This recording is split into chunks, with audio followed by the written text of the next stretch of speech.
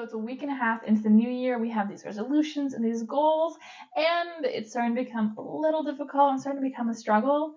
Well, hi, my name is Dr. Sarah Zwink. I'm here with some tips and some perspective as to why that may be harder for you than other people. Let's talk about it. I have a passion for helping people adapt their nervous systems to deal with things like chronic anxiety and get out of a chronic fight, flight, freeze, fawn, so you don't feel like you're at odds with your body anymore and you can actually live the life that you want and the one you deserve. Yeah, that's what I stand for. That's what I love. Let's talk about resolutions, change, and the brain. Here's the thing.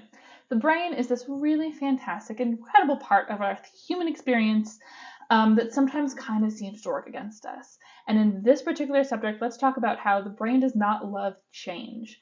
So if we really just look at the simple version of it, the brain is trying to make us survive, right? It wants us to know exactly what is going to come up against us so it can be prepared. We don't want variables because that kind of makes us feel insecure and scared and we're not quite sure how to protect ourselves, how to survive. So we like to know what to predict, what's coming next. We also like to conserve energy for that same survival purpose. We like to hardwire pathways in our brain so that we just do the same thing and they're comfortable and it can kind of be like a background program running that we don't have to think about. What that means is habits become habits for a reason. Habits become a really safe place, even if they're not a safe habit for us. So even if it's an unhealthy habit, if it's something that the brain knows what the result's going to be, good or bad, it knows what it's going to be, it kind of reads it as a safe habit. Enter the new year. We're switching things up. We might be more physically active. We might have more personal or business goals. And if there's so much of a switch, those can seem almost like a target to the brain, and it starts getting a little weary and trying to discourage you subconsciously so that you can go back to that habit you used to know about 10 days ago now that was its safe place. So let's say, for example, you had this whole switch to your diet, as so many of us do around the new year. Here's the deal.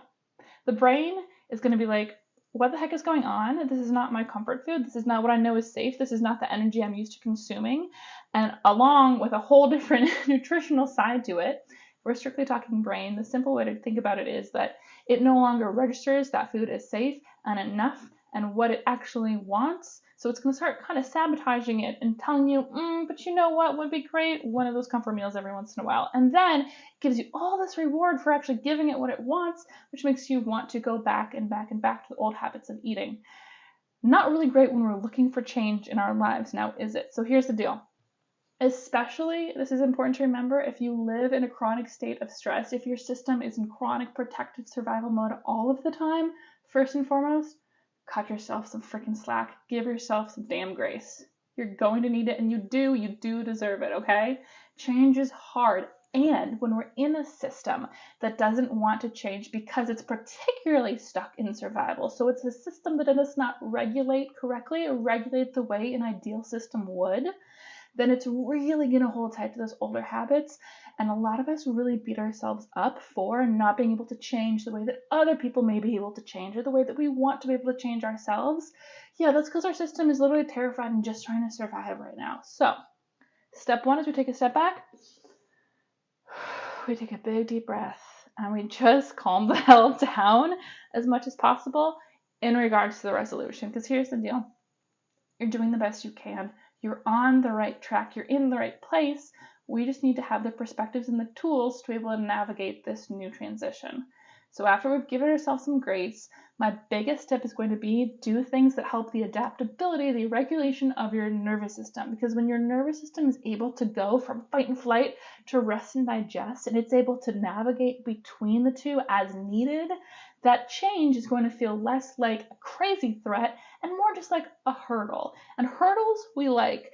Threats that make our entire body jump in stress response, not our favorite anymore. So if we do certain regulation tools for our nervous system, such as cold therapy, breathwork, movement of any sort, I personally really love just kind of shaking it out when needed, but going for a long walk, getting a workout in, doing some slow, fast movement, really actually doesn't matter when we're talking about movement. If we're doing it consciously to get energy out, to get that stress out, I do love something kind of more erratic and higher energy. But if all you're able to do or willing to do right now is slow movement, that is enough. You're doing great. So move that energy around.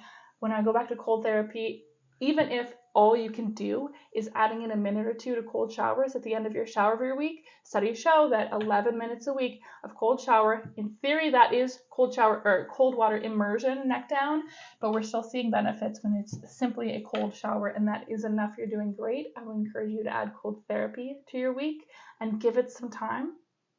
Breathwork, there's lots of good resources, and I'll be doing more projects with Breathwork as well here in the future. Breathwork is a really great way to access that rest and digest side of our nervous system so that our body overall globally can help processing changes in our life.